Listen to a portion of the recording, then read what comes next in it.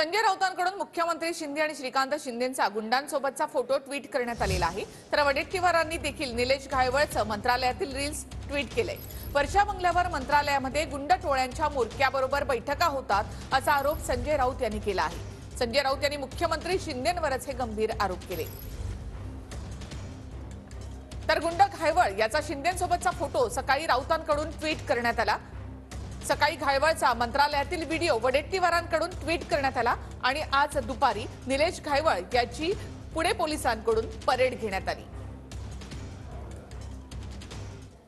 गेल्या महिनाभरामध्ये वर्षा बंगल्यावर आणि मंत्रालयाच्या 6व्या मजल्यावर ज्या त्यांच्या राजकीय बैठका होत आहेत असं म्हणतायत ना, त्या फक्त गुंड टोळ्यांच्या मुरक्यांबरोबर बैठका होत आहेत आणि मुंबईतला एक माजी पोलीस अधिकारी हे सगळं घडवून आणतो आहे। त्याचा लवकरच पर्दाफाश आम्ही करणार आहोत। फक्त गुंड टोळ्यांच्या बैठका घेऊन लोकसभा, विधानसभा आणि महानगरपालिकेमध्ये राजकीय विरोधकांना खतम करण्याचे षडयंत्र हे अधिकृतपणे रचलं जात आहे। जर कोण बेजबाबदारपणे बोलत असतील महाराष्ट्रामध्ये तर ते स्वतः संजय राऊत आहेत। आणि आपल्याला कोण भेटायला येतं ह्याच्यावर मर्यादा सार्वजनिक जीवनामध्ये घालतात येत नाही।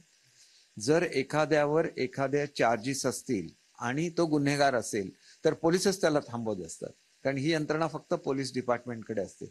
असं जर काय असेल, एखाद्याचं रेकॉर्ड खराब असेल तर पोलिसांनी, संबंधित पोलीस यंत्रणा तिथं असतेच, त्यांनी ताबडतोब कल्पना दिली पाहिजे की ही व्यक्ती अशी अशी आहे आणि मग ते आपल्याला घेता येईल। हे कसं बसवता येईल याच्यावर आम्ही निश्चितपणे विचार करू। पुण्यामध्ये गँगस्टर म्हणून निलेश घायवळची ओळख आहे। घायवळ हा गुंड गजा मारणेच्या टोळीत होता। मारणे टोळीत फूट पडल्यानंतर घायवळने स्वतःची टोळी तयार केली।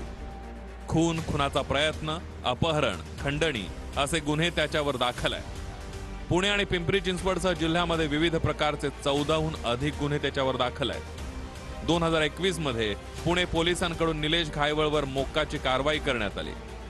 घायवळला 1 वर्षासाठी येरवडा कारागृहात स्थानबद्ध केलं होतं। तुम्ही भेटीसाठी गेला होता, काय भेटीचं नेमकं? आम्ही काहीच नाही। काय भेटी काय देऊ मी कारण? काय